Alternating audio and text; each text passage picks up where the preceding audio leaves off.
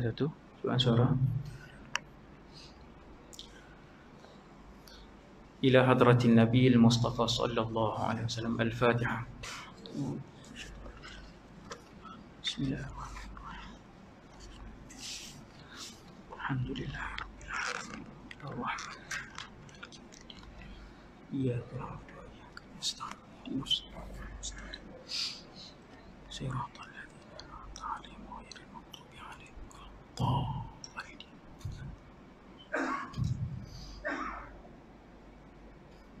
Bismillah. Alhamdulillah.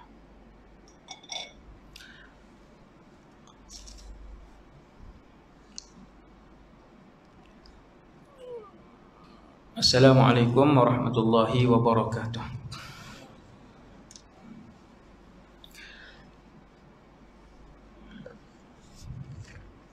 Kita baca surah Kahfi ayat 1 hingga 10. A'udzu billahi minasy syaithanir rajim. Bismillahirrahmanirrahim. Alhamdulillahilladzi anzala 'ala 'abdihi al-kitaba wa lam yaj'al lahu 'iwaja qayyiman liyunzira ba'san shadidan min ladunhu ويبشر المؤمنين الذين يعملون الصالحات أن لهم أجرا حسنا ماكثين فيه أبدا وينذر الذين قالوا اتخذ الله ولدا ما لهم به من علم ولا لآبائهم كبرت كلمة تخرج من أفواههم إن يقولون إلا كذبا فلعلك باخع نفسك على آثارهم إن لم يؤمنوا بهذا الحديث أسفا إنا جعلنا ما على الأرض زينة لها لنبلوهم أيهم أحسن عملا وإنا لجاعلون ما عليها صعيدا جرزا أم حسبت أن أصحاب الكهف والرقيم كانوا من آياتنا عجبا إذ آوى الفتية إلى الكهف فقالوا ربنا آتنا من لدنك رحمة وهيئ لنا من أمرنا رشدا صدق الله العظيم. أعوذ بالله من الشيطان الرجيم. بسم الله الرحمن الرحيم. الحمد لله رب العالمين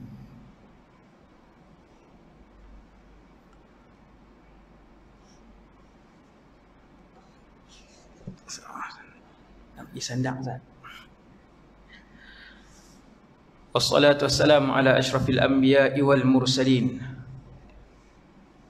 wa ala alihi wa ashabihi wa man tabi'ahum bi ihsanin ila yaumiddin.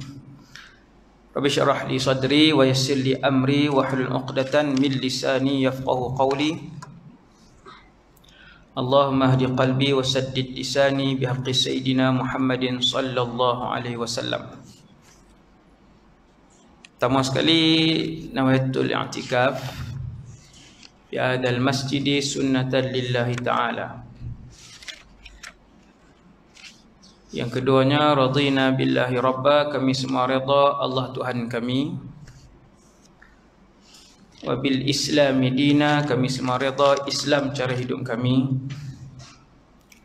Wa bi Muhammadin nabiyyan wa rasula, dan kami semua redha bahawa Muhammad sallallahu alaihi wasallam seorang nabi dan rasul. Alhamdulillah, syukur pada Allah SWT.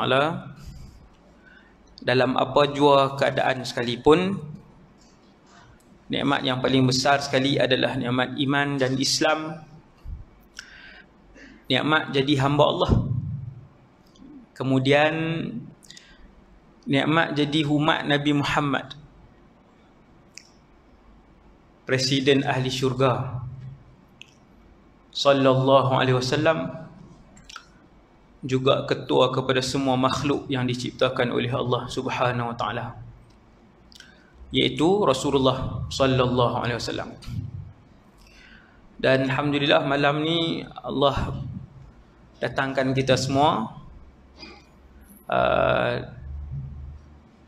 Selalu duduk dekat-dekat pun ramai. Kali ni duduk jarang-jarang pun nampak tak berapa ramai. Malam ni. Sebab lama tak mai ke sebab Covid tak tahu. Hujan pun boleh jadi ke. Wallahu a'lam. Tuan-tuan, Allah uji dengan satu penyakit COVID-19 dah membuatkan manusia jadi sebahagian negara menjadi huru-hara. Apatah lagi kiamat, dan sebelum kiamat akan ada juga satu masa yang huru-hara, iaitulah ketika mana keluarnya fitnah yang paling besar di atas muka bumi Allah ni, iaitulah fitnah Dajjal. Waktu Dajjal tu keluar lagilah jadi huru-hara dan keadaan yang tidak menentu kepada semua umat manusia. Semua umat manusia. Jadi syukur kepada Allah SWT. Pada malam ni insya-Allah kita akan bercakap tentang seorang ulama yang dengan beliau kita dapat memahami tuntutan Al-Quran dan hadis Nabi sallallahu alaihi wasallam. Dan ulama yang seperti beliau itu zaman hari ni tak ada dah. Iaitulah Imam Muhammad ibn Idris Asy-Syafi'i. Imam Syafi'i lah, pengasas kepada mazhab yang dianuti di Malaysia ni. Kita ni dari segi fiqh mazhab Syafi'i. Walaupun mazhab banyak, tapi yang paling terkenal dan kekal dan ramai penganutnya 4. Mazhab Hanafi paling tua. Nombor 2 mazhab Maliki. Ni dari segi seniority, bukan dari segi penganut ramai. Dari segi lama, mazhab Hanafi paling lama. Orang India, Pakistan, orang Cina, Turki, Hanafi tu. Kemudian yang kedua mazhab Maliki. Hari ni mazhab Maliki banyak di Afrika Utara pun ramai, di Tunis, di Morocco, di Algeria. Itu semua tu Malikiyah, mazhab Maliki. Kemudian yang ketiga mazhab fiqh yang paling ramai di dunia, iaitulah mazhab Syafi'i. Dan yang keempat adalah mazhab Hambali. Mazhab Hambali. Jadi setiap 100 tahun Allah SWT akan hantar seorang yang disebut dalam satu hadis yang sahih sebagai mujaddid. Tahun ni tuan-tuan 1442.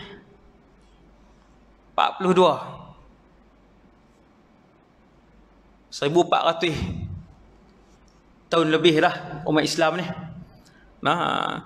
Jadi Nabi wafat tahun 11 Hijrah. Tahun 11 Hijrah. Malam ni 1400 lebih dah. Tu nak bayang kita dengan Rasulullah punya jarak. Lepas Nabi wafat, siapa dia nak terang Islam kat kita? Cara ibadat. Allah SWT cipta manusia supaya beribadat. Waktu Nabi ada, Nabi lah terang. Terang kat sahabat, sahabat terang dekat umat Islam yang lain. Lepas Nabi tak ada, Nabi kata setiap 100 tahun Allah Ta'ala akan hantar seorang. Gelaran dia mujaddid, pembaharu. Dia bukan buat main agama baru. Tapi mujaddid ni dia Dia set up balik urusan-urusan agama ni bagi jadi lebih kemas, yang mana yang longgar dia bagi jadi elok balik. Ini mujaddid. Tiap-tiap 100 tahun. Tuan-tuan yang dirahmati Allah sekalian, lah dah berapa dah? 100 tahun tu berapa dah? Ni nak bagi tak dengar saja kan, pakat-pakat fikir. Kalau dah 1400 tahun, maksudnya dah ada 14 mujaddid. Sudah ada 14 mujaddid. Mujaddid ni hadis tau. Dia bukan pendapat ulama, bukan ulama yang punya pendapat kita cadangkan ada mujaddid setiap 100 tahun, bukan. Setiap 100 tahun ada mujaddid tu mai daripada Nabi SAW. Perkataan Nabi. Siapa yang tu Nabi tak sebut. Sebab Nabi pun wafat 1400 tahun yang dulu, maka Nabi tak sebut siapa. Cumanya ulama-ulama yang hidup ni daripada dulu 1400 tahun yang lalu, mereka akan sebut. Maka ramai ulama sebut bahawa mujaddid yang pertama orangnya alim, orangnya saleh, dan orangnya pemimpin yang tertinggi negara Islam ketika itu. Nombor 1, presiden umat Islam ketika itu. Dia juga alim dan dia juga saleh, iaitu Umar bin Abdul Aziz. Itulah mujaddid pertama yang disebutkan oleh ramai para ulama Islam. Ulama hampir sepakat bila sebut siapa mujaddid pertama, adalah sebut nama lain, ada nama ulama ni ada, tapi yang paling ramai macam tu. Daripada 100 orang, yang ni dia ni yang paling ramai sekali. Nama beliau Sayyidina Umar bin Abdul Aziz, keturunan ataupun anak cucu cicit Sayyidina Umar Al-Khattab. Yang tu, subhanallah. Tak payah ceritalah, dia cerita lain. Malam ni cerita orang lain. Kemudian siapa mujaddid kedua? Saya nak sebut dekat 2 ya. Malam ni sebut semua sejam sampai 14 kan. Ada dalam hafazan ada kan. Kemudian tuan-tuan sekalian, mujaddid kedua yang disebut oleh ramai ulama antaranya ialah Imam Ahmad ibn Hanbal, pengasas mazhab Hambali, orang besar tu tuan. Dan dia mencapai tahap tertinggi dalam bidang hadis. Kan? Amirul Mukminin, macam itulah tahap tertinggi. Dia berkata, dia dan ramai lagi yang lain berkata bahawa mujaddid kedua adalah tok guru dia, iaitulah Imam Muhammad ibn Idris, kita panggil Imam Syafi'i. Dialah mujaddid yang kedua. Hebat. Mujaddid yang kedua. Jadi Imam Syafi'i ini keturunan ahli keluarga Rasulullah. Dia punya, Imam Syafi'i punya tok nenek bertemu dengan tok nenek Nabi. Dia kalau keluarga yang sama akak dengan Rasulullah, maka dia akan dipanggil sebagai Quraisy, sebab Nabi Quraisy. Orang yang macam Sayyidina Umar, Quraisy juga. Quraisy, macam tu. Jadi Imam Syafi'i ni Quraisy, sebab dia punya Tok Wan dia naik ke atas sekali bertemu dengan Tok Wan Nabi hak atas tu. Yang di atas sana sekali bertemu dengan Tok Wan Nabi sallallahu alaihi wasallam. Yang paling atas. Saya baca tuan-tuan. Nabi Muhammad bin Abdullah bin Abdul Muttalib bin Hashim bin Abdi Manaf bin Qusay. Imam Syafi'i dia hidup belakang sikit, panjanglah sikit. Muhammad, nama Imam Syafi'i Muhammad bin Idris, ayah dia Idris. Sekali keluar orang tanya ayah Imam Syafi'i nama apa? Syafi'i ya. Hak tu gelaran dia. Kan? Muhammad bin Idris bin Abbas bin Uthman bin Sa'ib bin Syafi' bin Sa'ib bin Ubaid bin Abdi Yazid bin Hashim bin Muttalib bin Abdi Manaf bin Qusay. Bin Abdi Manaf bin Qusay, tentu sama. Maka Imam Syafi'i ini Quraisy. Faham? Banyak orang dapat tu, tuan-tuan. Seterusnya, nombor 4. Kelahiran dan kemasyhuran beliau, keilmuan beliau yang luas telah pun disebutkan oleh Rasulullah sallallahu alaihi wasallam 140 tahun sebelum kelahiran dia. Imam Syafi'i ni. Subhanallah. Ada hadis yang banyak sanad, hadis tu banyak sanad sebut tentang seorang alim Quraisy. Banyak sanad.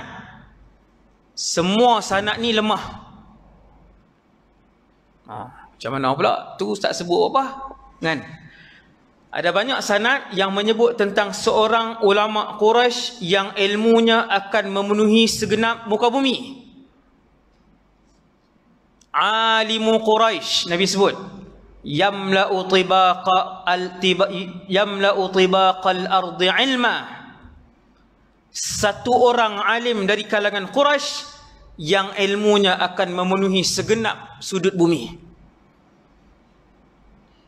Tuan-tuan, jadi Imam Baihaqi kata, gabung semua sanad ni hak lemah-lemah ni, dia menjadi B+. Ataupun dia panggil hadis, jadi hadis tu menjadi kuat dengan nama hasan li ghairihi. Hadis tu menjadi kuat. Sebab apa jadi kuat hadis tu? Sebab sanad dia ataupun riwayat dia yang banyak. Selesai, no? Jadi kemunculan Al-Imam Syafi'i ini telah diwar-warkan oleh Rasulullah waktu Nabi hidup. Siapa alim Quraisy itu? Di kalangan sahabat ada tak Quraisy? Ada. Akan tetapi adakah ilmu mereka tersebar ke seluruh dunia? Ulama kata tidak. Ulama kata tidak. Maka siapa yang lepas tu alim Quraisy yang ilmu dia tersebar daripada seluruh dunia sejak 1300 tahun yang lalu. Waktu dia hidup dia, Imam Syafi'i ni, waktu dia hidup ilmu dia sudah tersebar. Kita tengok dia punya perjalanan hidup dia secara ringkas. Bagaimana Imam Syafi'i berhijrah daripada satu tempat ke satu tempat ke satu tempat ke satu tempat untuk mendapatkan ilmu, berguru dengan guru-guru besar Islam dunia. Semua tempat dia pergi ambil. Sebab tu Imam Syafi'i menghimpunkan kebaikan dan kelebihan ulama-ulama, ketua-ketua ulama ketika tu. Saya sebutkan secara ringkas. Ni ada had ke macam mana? Kalau saya pergi ceramah di Pahang itu, dia had ceramah perdana tapi 45 minit kan, lepas tu orang geram.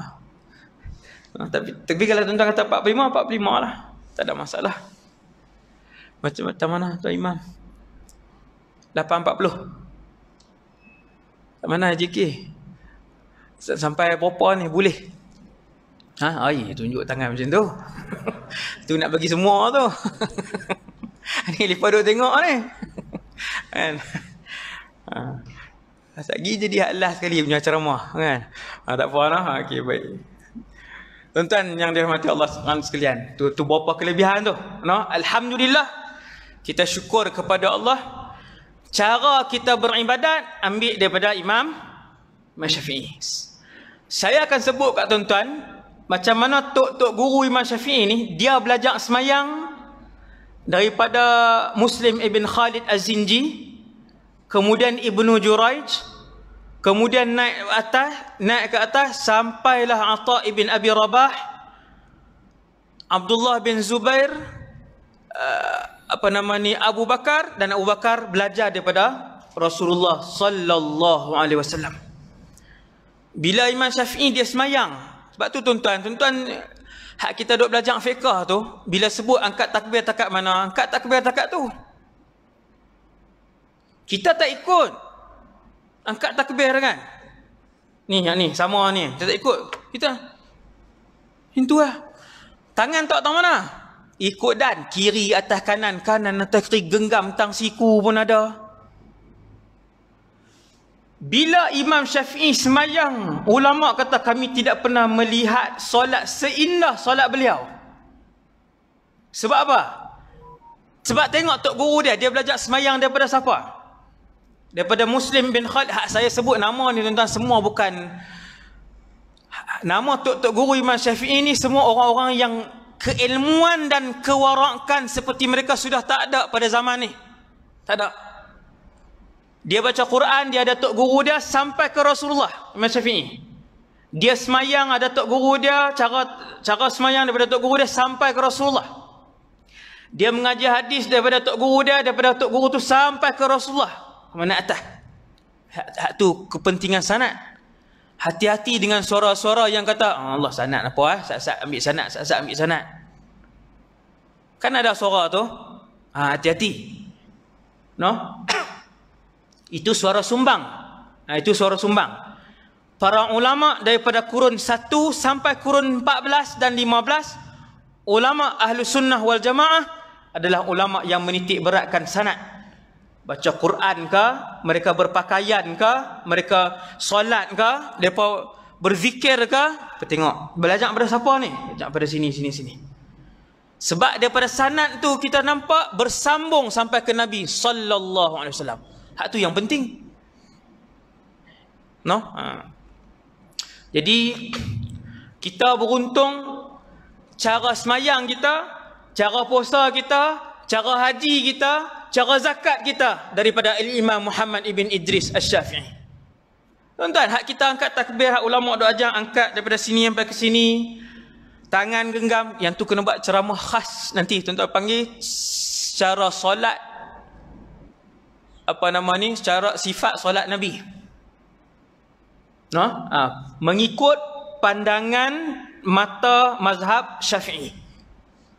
Macam mana Imam Syafi'i menghurai hadis-hadis tentang solat, memahami hadis-hadis tentang solat, maka yang itulah terlahirnya cara solat mazhab Syafi'i. Tangan tak di mana, bila nak ke rokok, macam mana kedudukan rokok, tangan kita pegang apa, ada hak pegang paha, ada hak pegang bawah pada kepala lutut. Sebab tu orang tak tengok cantik solat kita. Sebab tak ikut sunnah langsung. Ada ratusan sunnah dalam solat yang diajarkan oleh ulama-ulama kita ni adalah apa seperti mana yang mereka lihat guru mereka solat. Guru itu melihat gurunya solat. Guru tu naik sampai ke Atha ibn Abi Rabah, saya sebut Imam Syafi'i tadi. Melihat Abdullah bin Zubair solat, ni sahabat. Abdullah bin Zubair melihat Abu Bakar solat, dan Abu Bakar puluhan tahun melihat Rasulullah sallallahu alaihi wasallam solat. Sebab tu tuan-tuan tengok ulama-ulama besar solat sama aja. Hampir sama. Kita tak ikut langsung. Jauh nak dapat keberkatan dan pahala sunnah. Ni bila saya cerita ni baru kita, rupanya besar mazhab ni. Baru faham ni mazhab, ya. Ulama-ulama mazhab ni lah yang hurai hadis kat kita. Macam mana Nabi buat keluar zakat, macam mana Nabi semayang, macam mana Nabi buat umrah, macam mana Nabi mentadbir negara Islam. Dan Imam Syafi'i juga memegang pentadbiran. Saya cerita sampai hampir dipenggal kepala dia oleh Harun al-Rashid. Tu bukan hebat ke Harun al-Rashid? Macam mana boleh jadi macam tu? Kenapa sampai hampir dipenggal? Nanti tak masuk ni, lahir pun tak masuk ni. Hak kelahiran dia ni baru duduk mukadimah. Tuan-tuan 2 kali ubah dah kaki. Lama tak dengar kuliah. Saya bersila dah ni. Subhanallah. Hebat ni para ulama ni tuan-tuan. Untung kita. Nombor 6 maklumat malam ni tuan-tuan. Tuan-tuan bayangkan betapa banyak pahala Al-Imam Syafi'i. Kesemua yang bermazhab Syafi'i hari ni berjumlah ratusan juta. Lebih 500 juta orang Islam atas muka bumi hari ni bermazhab Syafi'i. Sehari berapa kali lepas semayang? Kali? Lebih 500 juta semayang, puasa, zakat, haji. Yang tu baru sikit, banyak lagi. Yang kesemuanya bermazhab Syafi'i, siang dan malam setiap saat dia masuk. Rasulullah lagi lah tuan-tuan, yang tu tak payah bahas lah. Rasulullah pun setiap detik Masuk pahala orang selawat, orang sebut asyhadu, azan sebut asyhadu anna Muhammadar Rasulullah, azan 24 jam sebagainya, tu Rasulullah, lagilah dahsyat kan. Ini Imam Syafi'i ni. Subhanallah. Bermula daripada ibu dia. Seorang ibu yang bawa dan tuntun tangan anak untuk pergi mengaji. Tu lagi, tu dah masuk tajuk ceramah dah tu. Pasal apa ibu ayah pergi mana? Ayah di kedai kopi kah? Ayah di melepak kah? Bukan. Anak yatim. Anak yatim. Jadi yang tu lah, bila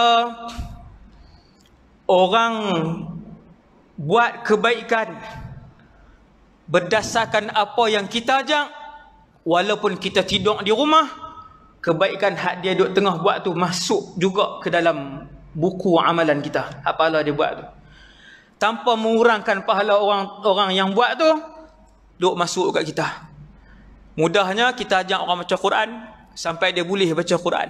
100 orang anak murid dia, sepanjang hidup dia 100 orang boleh baca Quran dengan ilmu yang dia ajak. Ketika dia masih hidup, mereka ni duk baca Quran merata, duk masuk dalam pahala dia.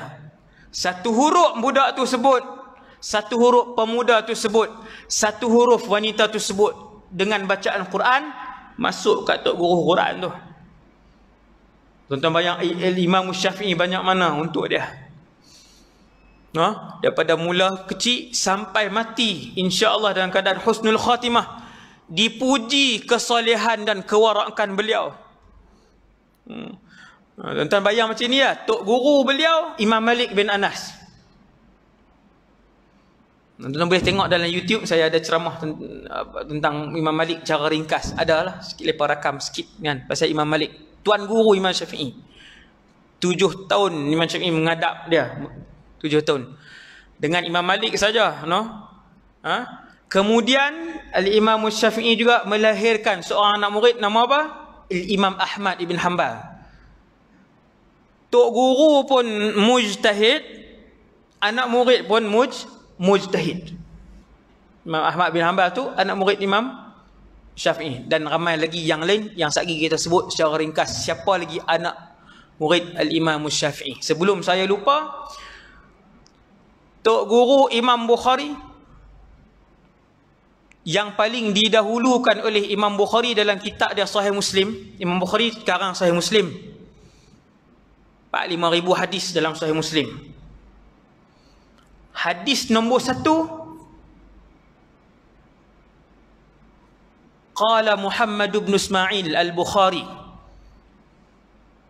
Imam Bukhari kata dalam hadis nombor 1, qala Al-Humaidi, haddatsana Al-Humaidi, qala haddatsana Sufyan. Dalam hadis nombor 1 tu, hadis innamal a'malu binniyat. Hadis nombor 1, tok guru nombor 1 yang dia sebut adalah Humaidi. Kenapa Imam Bukhari sebut nama Humaidi? Sebab Al-Imamul Humaidi Quraisy. Dia Quraisy. Maksudnya tok wan Imam Humaidi ni pun bertemu dengan tok wan Nabi kat atas.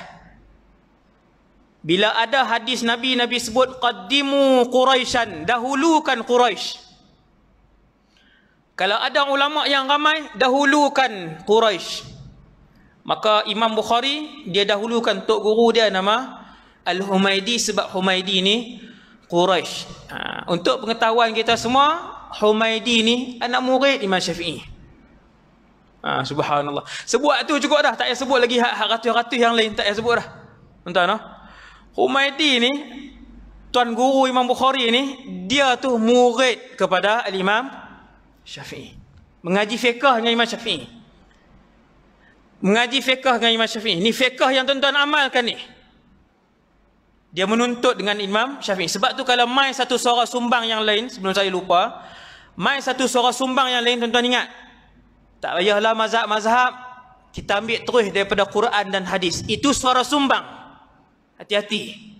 Wal'iyadhu billah. Dia kata tak payahlah mazhab-mazhab ni. Mazhab-mazhab ni bukan ada dalil. Mazhab itulah dalil. Ni kita mazhab Syafi'i, mazhab itulah dalil sebenarnya. Tuan-tuan, dan tengok siapa yang memikul mazhab ini. No, mazhab Syafi'i ini siapa yang memikul mazhab ini? Tuan-tuan tengok ulama dia.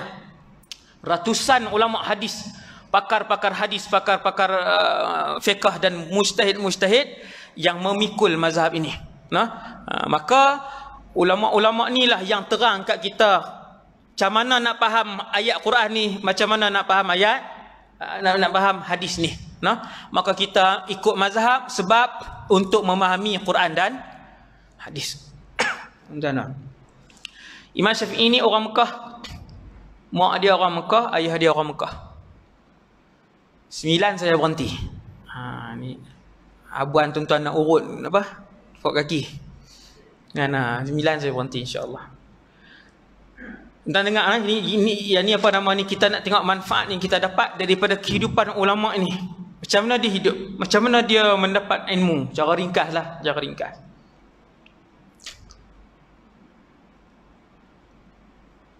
Imam Syafi'i orang Mekah, dengan ayah dia orang Mekah, mak dia pun orang Mekah. Ayah Imam Syafi'i nama, cuba sebut dengan anda. Nama Idris, Muhammad ibn Idris. Ayah Imam Syafi'i nama Idris, mak beliau nama Fatimah bintu Abdullah. Lepas berkahwin, Fatimah berkahwin dengan Idris, mereka berpindah ke Palestin. Sebut macam itulah. Saya sebut nama tempat Asqalan. Jadi Asqalan tak mana pula, Perancis kah? Sebut Palestin. Mekah nak pergi Palestin 2000 kilometer. Jauh tuan-tuan. Nak lalu kena Mekah nak pergi Palestin, lalu Madinah. Ni saya ulang kaji lah. Dulu saya pernah sebut dah di sini. Mekah nak pergi Palestin kena lalu Madinah, Jordan, Syria, Palestin. Ada 2 jalan. Ataupun Madinah, Iraq, Palestin. Dia ikut tu, jalan ke atas dah. Jadi ayah Al-Imam Syafi'i bawa isteri untuk pergi berniaga di Palestin. Kemudian sudah mengandungkan Al-Imam Syafi'i. Fatimah sudah mengandungkan Imam Syafi'i. Setelah duduk 2 tahun di sana, meninggal.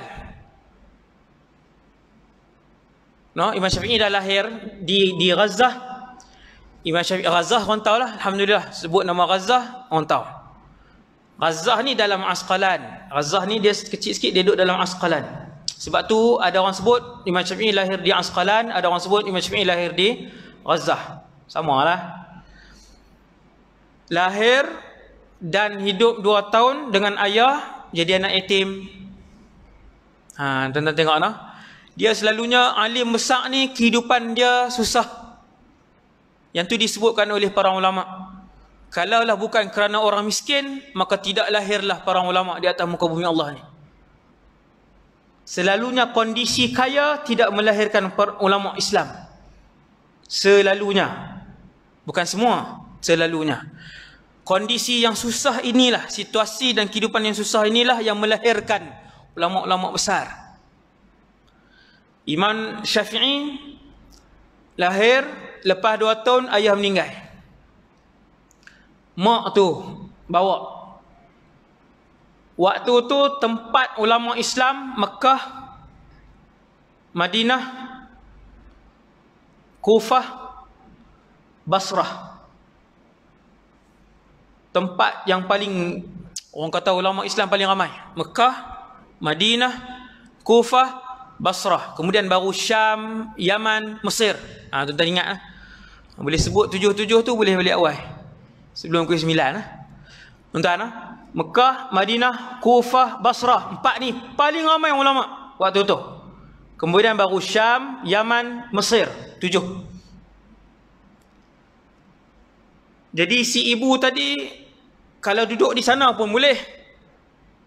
Tapi nak bawa si anak ni mengaji, bawa balik ke Mekah. Maka Al-Imam Syafi'i pun dibawa balik ke Mekah ketika berusia 2 tahun. Imam Syafi'i lahir tahun 150 Hijrah. Tuan-tuan kira tengok 1400 nak dekat 1450, 1300 tahun yang lalu. Lama. 1300 tahun yang lalu, 150 hijrah. Lama sangat. Lepas 2 tahun ibu dia bawa ke Mekah. Imam Syafi'i pun duduk di Mekah. Umur 7 habis Quran. Tak jumpa terus dalam Malaysia. Bukan dalam jitera. Kan? Umur 7 tahun habis Quran. 30 juzuk. Lah ni 2020 ni, zaman moden ni, ada tak yang habis umur 7 tahun? Ada.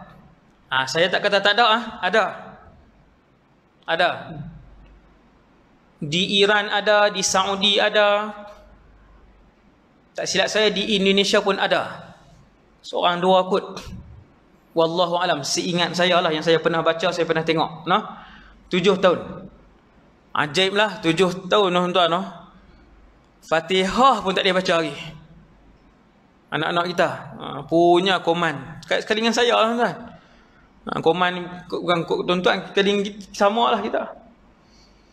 Habis Quran, umur 7 hafal. Kemudian umur 10 habis Muwatta. Muwatta ni kitab yang dikarang oleh Imam Malik. Waktu tu di Madinah, ulama paling besar nombor 1 Ibnu Syihab Az-Zuhri. Lepas Ibnu Syihab, Al-Imam Ibnu Syihab Az-Zuhri meninggal dunia, ulama nombor 1 di Madinah, anak murid beliau yang paling kanan, Imam Malik bin Anas. Dah tuan-tuan dengar, ambil maklumat tu. Di Madinah ada lebih 50 orang ulama mujtahid yang macam Imam Malik. Ramainya zaman tu tuan-tuan, Imam Malik cerita macam ni. Dia kata zaman itu aku boleh tunjuk 70 orang. Imam Malik kata, tuan-tuan boleh bayang zaman tu, Nabi tak ada dah ni zaman Imam Malik ni. Imam Malik wafat tahun 178 Hijrah, wafat. Dia lahir lagi awal lah, wafat 178. Kata Imam Malik, aku boleh tunjuk di bumi Madinah pada zaman aku 70 orang, kesemuanya bukan ulama. Tetapi mana-mana di kalangan mereka ini, kalau mereka pohon kepada Allah untuk turun hujan, nescaya Allah tak akan tolak permohonan mereka. Orang apa ni tuan-tuan? Orang soleh. Tapi ulama tak? Bukan ulama, orang soleh saja. Saya nak cerita kat tuan-tuan, ramainya ulama zaman tu. Tu baru Madinah, belum lagi nombor 1 punya ulama di Madinah nama Imam Malik. Imam Malik karang satu kitab nama Al-Muwatta. Imam Malik karang satu kitab nama Muwatta. Semua dunia Islam mai mengaji dan ambil Muwatta. Saya nak sebut kat tuan-tuan, Imam Syafi'i hafal sebelum pergi jumpa Imam Malik, umur 10. Punya awal. Dan waktu nak mengaji di Mekah, umur 5-6 tahun nak mengaji di Mekah, di pondok-pondok di Mekah, ada banyak tok-tok guru buka pondok di Mekah waktu tu. Imam Sufyan, Ibn Uyainah, Muslim bin Khalid Az-Zinji, Imam Al-Humaydi, apa semua ni, tu anak murid Imam Syafi'i. Di tok-tok guru lain banyak buka. Kata Imam Syafi'i, ibu aku tidak mempunyai duit untuk bayar yuran.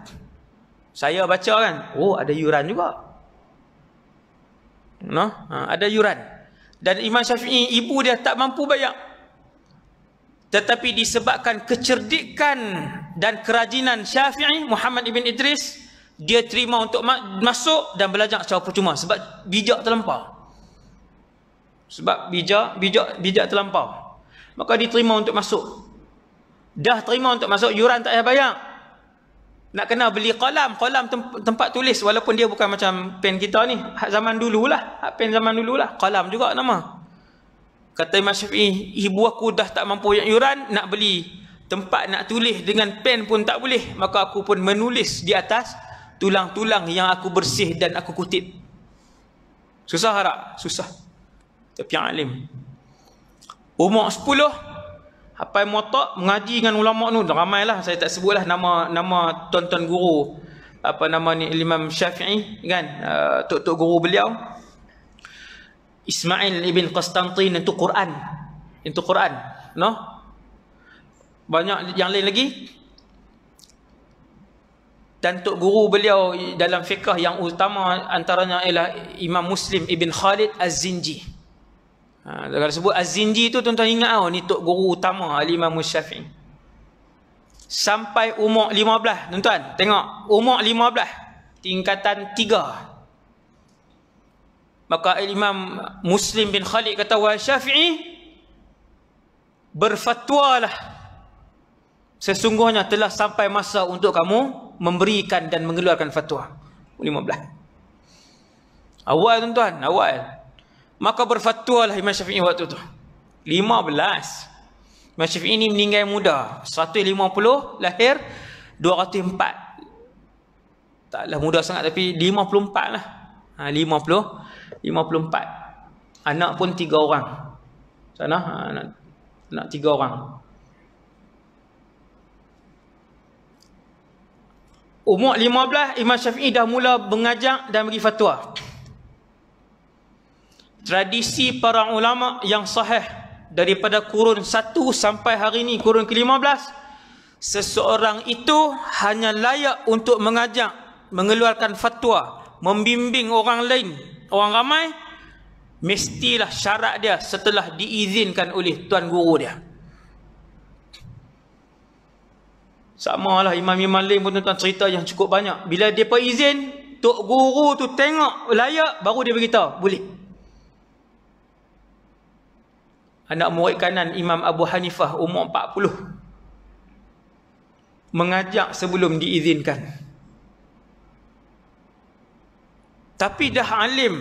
Cumanya Imam Abu Hanifah tengok ada perlu lagi. Bila Imam Abu Hanifah tengok, dia buka kitab dan mengajak, Imam Abu Hanifah kata, pi tanya 3 soalan. Pi tanya 3 soalan kepada Abu Yusuf. Imam Abu Hanifah ada anak murid, Abu Yusuf, Muhammad ibn Hasan Asy-Syaibani dengan Zufar. 3 orang ni. Muhammad bin Hasan Syaibani guru Imam Syafi'i. Tuan-tuan nampak tak dia bersambung? Dia bersambung-sambung. Imam Syafi'i mengaji lama dengan Muhammad bin Hasan Asy-Syaibani. Kita tak payah, tak payah satu, jadi panjang. No? Jadi bila Imam Abu Hanifah kata kat anak murid dia yang lain, esok pi masuk dalam kuliah dia, pi tanya 3 soalan. Soalan-soalan tu tuan-tuan, semua tak boleh dijawab oleh Al-Imam Abu Yusuf. Abu Yusuf tanya, mai mana soalan ni? Kan? Yang ni mesti bukan pada hang kita tuan-tuan, orang mai tanya. Kan? Dia jenis soalan tu kita tahu dah. Orang tu mengaji ke, mengaji setahun ke, tak mengaji langsung ke. Kalau dia tanya jenis soalan tu lah tuan-tuan, no? Dia tanya, ustaz, saya mayang, saya tinggal kunut, tertinggal, sah ke tak? Tuan-tuan, kan dia tanya. Bila dia tanya tu, tok guru tahu dah kawan ni. Tapi tok guru dia takkan buat muka, dia takkan gelak, dia takkan kata dia ni jahil tak. Dia cuma dia dengar tu, dia tahu dah dia ni tara mana. Bila Imam Abu Yusuf ni dia dengar soalan, dia kata ni bukan soalan hang. Mesti bukan soalan hang, sebab dia tak ada jawapan. Maka dia tu pun jawab, Imam Abu Hanifah kain salam. Teratu ya. Kain salam faham, esok main mengaji balik kat Imam Abu Hanifah. Bila Al-Imam Muslim bin Khalid Az-Zinji bagi tahu Imam Syafi'i, ifti ya Muhammad bin Idris, berfatwalah kamu sebab dah sampai masa layak untuk kamu berfatwa. Maksudnya dia dah reti tafsir, dia dah reti fiqh, dia dah ada hadis, dia dah ada bahasa Arab dan sebagainya. No? Ni Imam Syafi'i. Daripada umur berapa belas, Imam Syafi'i ni minat menunggang kuda, minat memanah dan minat bahasa Arab dan sastra. Sastra ni dia minat. Dia pun pi dekat Bani Huzail, kabilah tu nama Huzail, dia pun mengaji lebih 10 tahun. Menghafal belasan ribu syair daripada Bani Huzail. Sehingga Al-Imam Syafi'i kata anak murid dia mampu untuk bercakap bahasa Arab dan orang tak faham. Dia mampu untuk menulis sesuatu ilmu, semua orang tak faham dengan ilmu yang dia tulis. Tinggi bahasa dia. Sampai satu tahap bahasa Arab yang dituturkan oleh Al-Imam Syafi'i menjadi ukuran kepada orang lain. Apabila orang lain bercakap untuk menentukan Arab dia tu betul ke tidak. Maka lahirlah satu ibarat kalamus Syafi'i hujjatun fil lughah. Perkataan yang keluar daripada mulut Imam Syafi'i, tuan-tuan, ni perkataan yang keluar harian daripada mulut Imam Syafi'i boleh dijadikan sumber untuk menentukan betul tak bahasa Arab. Maksudnya tuan-tuan, dalam dunia in akademik, bahasa Arab, grammar, sastra, Imam Syafi'i mencapai tahap yang paling tinggi. Nombor satu.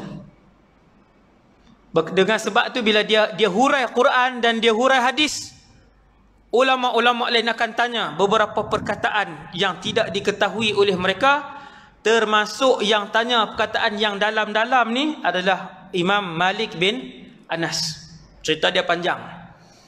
Bila satu hari Imam Malik baca satu hadis, Imam Malik tak berapa pasti dari segi bahasa, maka dirujuk kepada Imam Muhammad ibn Idris Al-Syafi'i. Tu bahasa dia, tuan-tuan. Subhanallah, bahasa Imam Syafi'i. Dia menunggang kuda, memanah. Kalau Imam Syafi'i panah, hak tengah, tuan-tuan, yang markah 10 tu, 10 kali dia panah, 10 kali dia akan dapat markah 10 tersebut. Tepat. Sebab orang bijak dan ni lah. Tahu tak? Kemudian selepas dia mengaji dekat tok-tok guru di Mekah, Imam Syafi'i ni, tuan guru di Mekah, tuan-tuan, nombor satu, apa nama ni, Imam Sufyan ibn Uyainah. Imam Sufyan ibn Uyainah. Sufyan ibn Uyainah ni, Imam Syafi'i duduk dengan dia, sehingga Imam Syafi'i sebut, ini ulama hadis lah, ni nak bagi tahu kata Imam Syafi'i ni dia menjadi pakar hadis selepas itu. Bukan sahaja fiqh, Imam Syafi'i juga menjadi pakar hadis, cumanya dia tak sampai tahap Amirul Mukminin, dia tak sampai tahap nuqad. Nuqad ni macam Imam Ahmad, Yahya bin Ma'in, Abu Hatim Ar-Razi, ni saya sebut kat tuan-tuan lah. Tuan-tuan lah. Yang tu yang tahap pertama, kelas pertama. Dari sudut hadis, Imam Syafi'i tak sampai yang kelas pertama tu. Cuma dia juga pakar hadis. Sebab tok-tok guru dia, nombor satu ulama hadis, nombor satu daripada ratusan ulama hadis yang ada di Mekah, nombor satu zaman itu Sufyan bin Uyainah. Itulah guru Imam Syafi'i. Dia berguru, tuan-tuan tengok, dia berguru dengan Ibn Uyainah, sehingga kata Imam Syafi'i, tidak ada hadis yang disebut oleh Ibn Uyainah yang aku tak pernah dengar. Tuan-tuan faham tak? Tak ada hadis yang disebut oleh Imam Ibn Uyainah, kata Imam Syafi'i, yang aku tak pernah dengar. Maksudnya habis. Selama berapa tahun tu dia mengaji tu habis. Kemudian Imam Syafi'i pergi mana? Kemudian tahun 173 Al-Imam Syafi'i berhijrah ke Madinah. 7 tahun mengaji. Dengan siapa? Imam nombor satu di Madinah Al-Munawwarah, iaitu Imam Malik. Imam Malik, waktu Imam Syafi'i sampai tu, dia ingat Imam Syafi'i ni macam ulama lain lah yang biasa ni kan. Jadi Imam Malik kata, "Bok mai, siapa-siapa guru lain baca hadis kepada kamu." Imam Malik ajak Muwatta, dia tak baca. Ada ulama lain yang pakar akan baca. Macam tu, tuan-tuan. Kepada anak-anak murid yang lain. Bila Imam Syafi'i mai, Imam Malik kata, "Cari mana-mana alim untuk baca kepada kamu." Imam Syafi'i kata, "Aku sendiri yang baca." Dia kata, "Aku sendiri yang akan baca. Tolonglah tuan dengar bacaan saya." Maka Imam Syafi'i pun baca. Bila dengar bacaan Imam Syafi'i 2-3 hadis, maka Imam Malik pun kata, "Teruskan." Dan dia pun baca. Esok dia main baca sendiri, lusa dia main baca sendiri. Habis dalam masa yang singkat. Ulama besar kan, ulama mujtahid, belajar daripada mujtahid. Kemudian habis. Habis di Madinah, Imam Syafi'i umur 29. Kemudian ke Yaman. Ini cerita ni saya ringkaskan 10 minit. Al-Imam Syafi'i ngaji lah ni, banyak lah. Dia dah sedut hadis dan fiqh daripada ulama-ulama Mekah. Kemudian beliau sedut hadis dan fiqh daripada ulama-ulama Madinah. Habis tuan-tuan, lebih separuh hadis Nabi pernah didengari oleh Al-Imam Syafi'i. Beliau pun bekerja ke Yaman. Ni Madinah, Yaman duduk di bawah tu. Mekah di atas, Jordan di atas, Syria di atas, Palestin lagi atas. Imam Syafi'i mendapat jawatan kosong di Yaman. Waktu tu sebagai Presiden umat Islam ketika itu di Baghdad. Tuan-tuan, ni nak bagi tuan-tuan nampak. Presiden umat Islam waktu tu di Baghdad. Dia panggil Amirul Mukminin. Siapa? Harun al-Rashid. Semudah faham lah. Waktu tu tuan-tuan, orang Islam telah pun menguasai 1/3 dunia. Tentera yang paling kuat ketika itu adalah tentera Islam. Negara yang paling kaya di dunia ketika itu adalah negara Islam. Pusat pemerintahan Islam di Baghdad.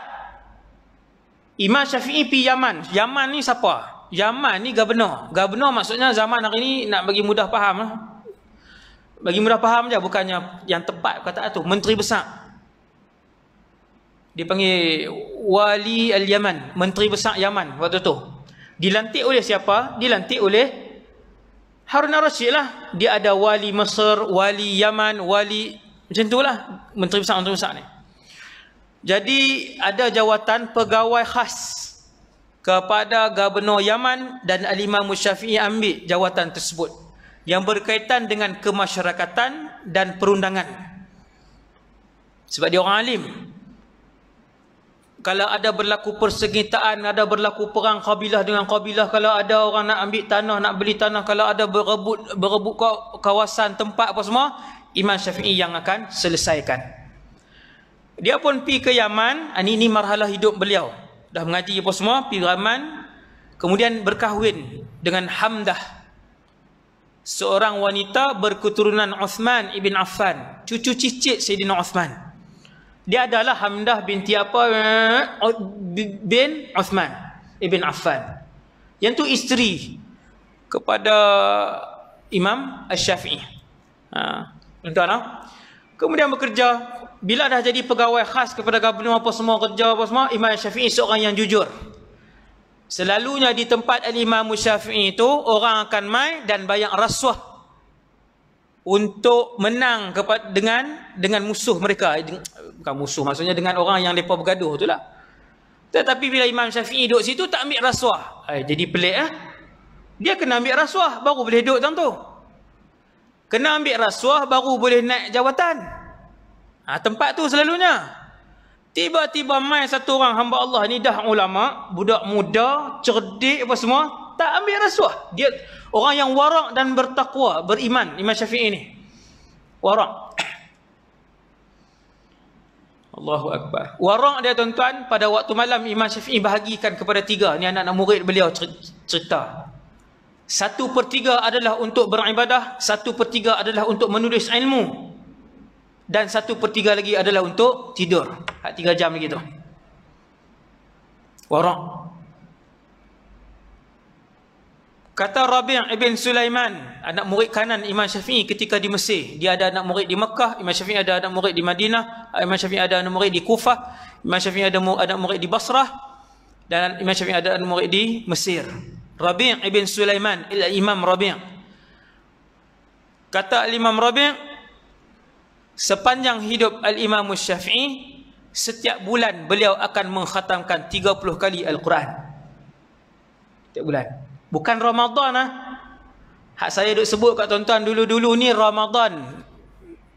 Bila masuk bulan Ramadan, Al-Imam Muhammad ibn Idris Al-Syafi'i, sayakhtimu khatmatain fi Ramadan. 2 kali sehari. Kalau hak biasa ni, hari-hari ni, hari macam ni, esok, itu sehari sekali. Tuan-tuan, sehari sekali tak ada terus zaman ni. Hang ulama sunnah ke, ulama wal jamaah ke, hang ulama tarikat ke, hang mufti apa ke, tak ada terus. Hang mufti daripada Honolulu ke, mufti sampai saya sebutlah, subhanallah. Yang ni warak dan ibadat ulama dulu, tuan-tuan. Sebab tu beruntung kita melakukan ibadat berpandukan cara faham ulama-ulama ni. Sebab tu jangan terpengaruh dengan mai ayat-ayat songsang ni. Tak perlulah kot mazhab-mazhab ni. Tuan-tuan, mai dia ada, tuan-tuan. Ni saya sebut pun ni akan marah hak puak ni. Hak puak tak mau mazhab ni. Dia akan marah, kan? Ayuh kembali kepada Quran dan hadis. Ayat tu bagus tak? Ayat bagus. Praktikal tak kena. Kembali terus kepada Quran dan hadis, kan? Tak payah hurailah. Panjang. Habis lah 2 minit. Imam Syafi'i bila duduk tang tu, orang ajak apa semua, orang suruh adilin, kan? Sagi mai ketua kabilah ni, mai ketua apa semua, mai kat dia. Imam Syafi'i menjatuhkan hukuman berdasarkan Al-Quran dan hadis.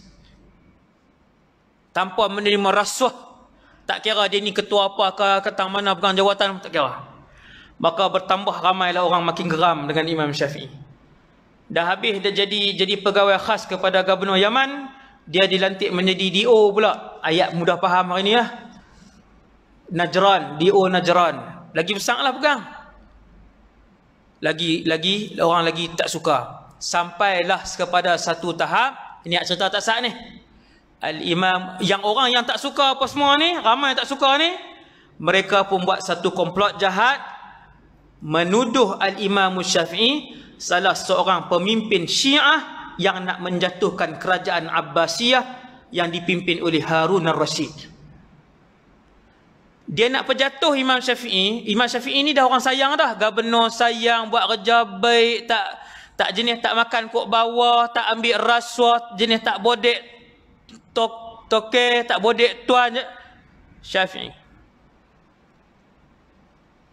Orang benci, orang buat komplot. Zaman tu, tuan-tuan, Syiah sedang memberontak. Dan pemberontakan Syiah pada zaman itu untuk menjatuhkan kerajaan Abbasiyah. Abbasiyah ni kerajaan Ahlul Bait. Abbasiyah mai daripada perkataan Abbas, pak menakan Nabi. Tuan-tuan nampak tak? Mula-mula Nabi perintah, kemudian Khulafa' Ar-Rasyidin. Habis 4 orang Khulafa' Ar-Rasyidin, Sayyidina Muawiyah bin Abi Sufyan, sahabat Nabi. Dia perintah, dia pindahkan Putrajaya pula dah. Dia pindahkan pusat pemerintahan daripada Madinah pergi ke Syria. Selama lebih kurang 100 tahun. Yang tu orang panggil kerajaan Umayyah. Kemudian kerajaan Umayyah jatuh. Naik kerajaan Abbasiyah di Baghdad 600 tahun. Tu cara nak faham tu. Imam Syafi'i hidup pada zaman kerajaan Abbasiyah. Mereka nak penjatuh dia sebab geram orang baik duduk tang tu. Sepatutnya yang duduk tang tu orang yang makan rasuah. Sebab semua orang tahu dah hak duduk tang ni memang akan terima rasuah. Senang aja. Kemudian mereka pun penjatuh dia, buat surat. Imam Muhammad bin Idris ni salah seorang daripada pemimpin Syiah Alawiyah. Hantar pergi ke pusat pemerintahan Islam di Baghdad. Maka Baghdad pun hantar polis, tentera. Tuan, hebat kerajaan zaman tu, dahsyatlah. Tangkaplah tanpa diselidik dahulu Imam Syafi'i bersama dengan puluhan pemimpin Syiah yang lain. Hak lain memang betul pemimpin Syiah. Maka dituduh Al-Imam Syafi'i sebagai Syiah. Hari ini ada Ahlul Bait dituduh Syiah? Ada. Habaib yang memang Ahlul Bait, habaib yang sanad mereka bersambung dengan Rasulullah. Sambung sampai Sayyidina Hasan, bersambung dengan sampai Sayyidina Husain. Hati-hati. Zaman hari ini ada suara-suara sumbang yang menuduh habaib-habaib ni Syiah. Tuan-tuan akan dengar satu hari nanti. Saya sebut siap-siap. Saya sebut siap-siap. Tak apa. Habis dah, lebih masalah ni. Nak habis dah. Banyak lagi sebenarnya kan. Lagi 3 jam pasal Imam Syafi'i. Saya ringkaskan. Dituduh Syiah tangan dan kaki diikat. Tuan-tuan tahu, daripada Yaman nak pergi ke Baghdad 1987 km, lebih kurang. Lebih kurang, saya sebut 2000 lah, senang. Bunda saya dia berkata muhung pula. Yaman nak pergi ke Baghdad lebih kurang 2000 km. Tuan-tuan boleh bayang. Bukan Lion Air no. Bukan Air Asia tau. Dapat transnasional pun tak apa dah. No? Kaki dan tangan dibelenggu hak puluhan orang ni, termasuk satu imam yang hebat, Ahlul Bait, yang dipuji oleh Rasulullah sebagai alim Quraisy. 2000 km sehingga melecet kaki dan tangan Al-Imam Muhammad ibn Idris Asy-Syafi'i. Entah no. Yang sedih sikit ialah pusat waktu tu, kerajaan Abbasiyah waktu tu serahkan kepada Yaman, kerajaan hak cawangan ni lah, Yaman ni untuk siasat apa semua kan.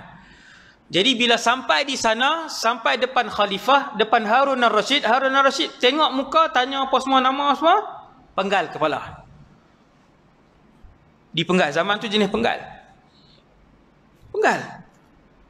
Sampailah kepada giliran alim yang hebat ni kan. Bila sampai giliran Muhammad ibn Idris, Imam Harun al-Rashid kata penggal kepala beliau. Allahu Akbar.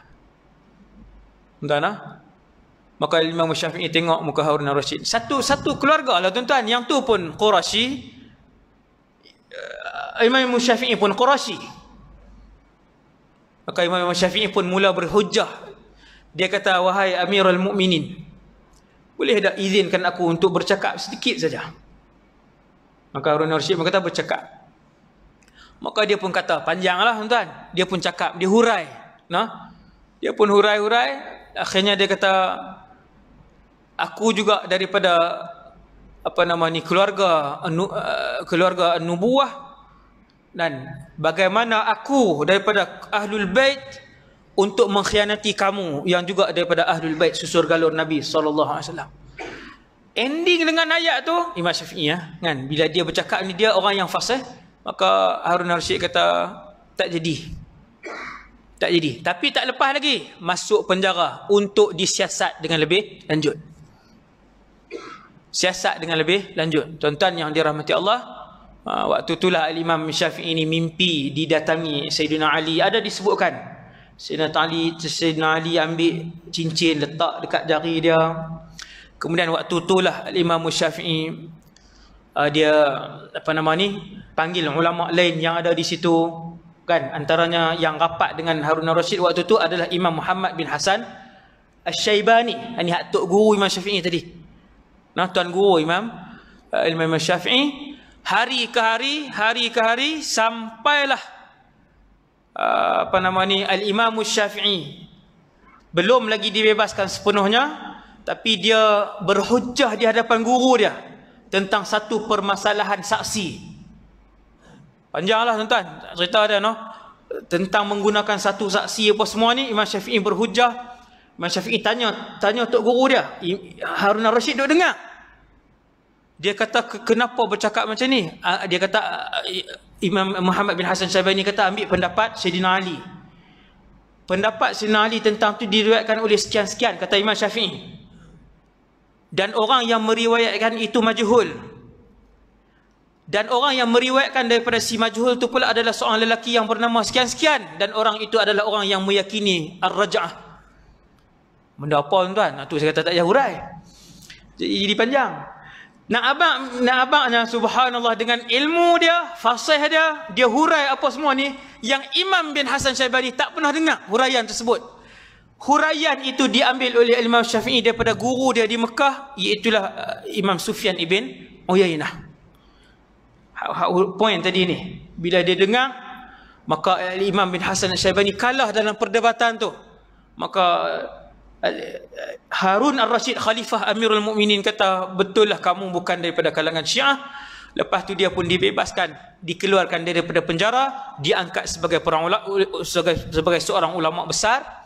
Tuan-tuan yang dirahmati Allah sekalian, di dalam masjid pada zaman kegemilangan itu. Yang ni di Baghdad, tuan-tuan. Satu masjid ada 30 ulama besar mengajar.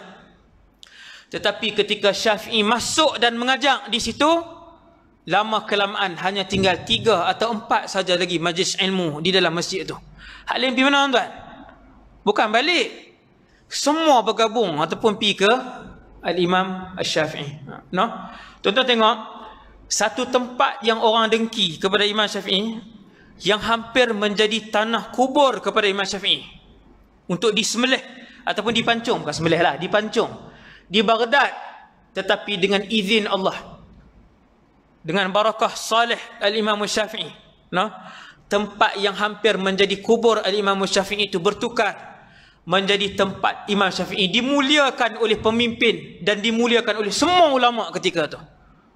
Tuan-tuan, jadi para ulama-ulama lain pun memuliakan Imam Syafi'i. Imam Syafi'i duduk di Baghdad waktu tu daripada 184 sampai tahun 186. Kemudian dia bawa balik, Imam Syafi'i bawa balik anak dan isteri dia, 2-3 orang balik ke Mekah, duduk di Mekah balik. 9 tahun duduk di Mekah. Waktu tu mengajar sakan lah. Waktu itulah datang imam-imam besar yang lain mengaji dengan Imam Syafi'i, yang saya sebut tadilah, Al-Humaidi, Imam Ahmad ibn Hanbal, yang lain-lain ramai lagi mengaji dengan Imam Syafi'i di Mekah. Kemudian Al-Imam Syafi'i ke Baghdad balik 2 tahun. Kemudian 5 tahun yang terakhir ending, Imam Syafi'i pergi ke Mesir. Al-Imam Syafi'i pergi ke Mesir. Waktu dia pergi ke Mesir ni, semua umat Islam di belahan-belahan benua yang ada orang Islam sudah sampai berita tentang kealiman dan wara' Al-Imam Syafi'i. Bila Imam Syafi'i pergi Mesir ni, orang sambut lah. Memang semua ulama-ulama disambut. Ulama pertama yang karang kitab sirah dalam dunia Islam, Imam Ibn Ishaq. Nombor 2 nama Imam Ibn Hisham. Imam Ibn Hisham ni, tuan-tuan, ada di Mesir. Waktu Imam Syafi'i sampai, dia ada. Imam Ibn Hisham ni pun mai berdiskusi ilmu dengan Imam Syafi'i. Dia bila pakar sirah ni, pakar sirah dengan pakar nasab apa semua ni, dia pun akan berdiskusi tentang ilmu tu. Bila berdiskusi tentang ilmu tersebut, kata Al-Imam Al-Muzani, yang mendengar diskusi tersebut, dia kata, bila bercakap tentang diskusi itu, kedua-duanya mengeluarkan pendapat. Tetapi bila Imam Syafi'i bercakap tentang nasab ulama-ulama di kalangan wanita, maka diam ketika itu Imam Ibn Hisham. Tak erti terus. Nak abang luas Imam Syafi'i waktu tu, dia pun duduk di Mesir. Di Mesir tu kata Al-Imam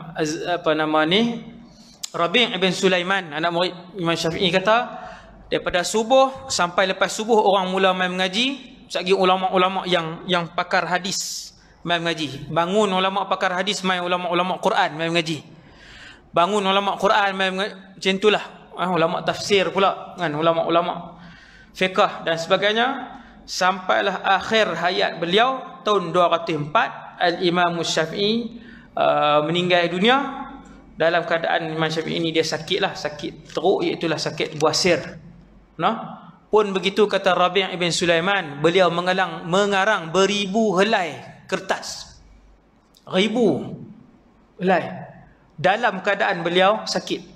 Sakit Al-Imam Syafi'i sampai tahap kalau dia duduk di atas kuda, darah yang turun daripada buasir dia tu memenuhi sepatu beliau. Boleh bunyi cak-cak darah. Dan kalau Al-Imam Syafi'i duduk mengajar, ulama main mengaji ni, ulama ni bangkit, grup ulama ni bangun, ulama ni main. Tempat duduk Al-Imam Syafi'i kalau bangun akan dipenuhi dengan darah. Walaupun sakit macam tu, dia masih mengajar orang lain sampai akhir hayat, dan juga masih lagi mengarang kitab dan masih lagi beribadah kepada Allah Subhanahu wa taala dengan khatam sehari sekali Quran. Alhamdulillahirabbil alamin. Sekadar itu dulu insya-Allah untuk malam ni. Saya mohon maaf lebih masa. Semoga kita mendapat iktibar daripada kisah kehidupan Imam Syafi'i yang dibesarkan oleh ibu beliau, Fatimah tadi, mak tadi yang bawa untuk dorong kepada ilmu sampai jadi seorang ulama besar. Semoga kita dapat mengambil iktibar daripada keadaan tersebut. Qulu qali hadza astaghfirullahal azim li wa lakum. Assalamualaikum warahmatullahi wabarakatuh. Bismillahirrahmanirrahim. Alhamdulillahirabbil alamin. Salatu wassalamu ala asyrafil anbiya wal mursalin wa ala alihi washabbihi ajmain. Allahumma 'allimna ma yanfa'una. Ya Allah, ajarkanlah ilmu yang bermanfaat kepada kami. Manfa'na bima 'allamtana. Ya Allah, manfaatkanlah ilmu yang Kau curahkan kepada kami. Wazidna ilman wa 'amalan wa ikhlasan fi hayatina. Kurniakanlah kepada kami ya Allah ilmu, keberkatan, keikhlasan dalam kehidupan kami. Wassallallahu ala sayyidina Muhammad wa ala alihi wasallam. Alhamdulillahirabbil alamin.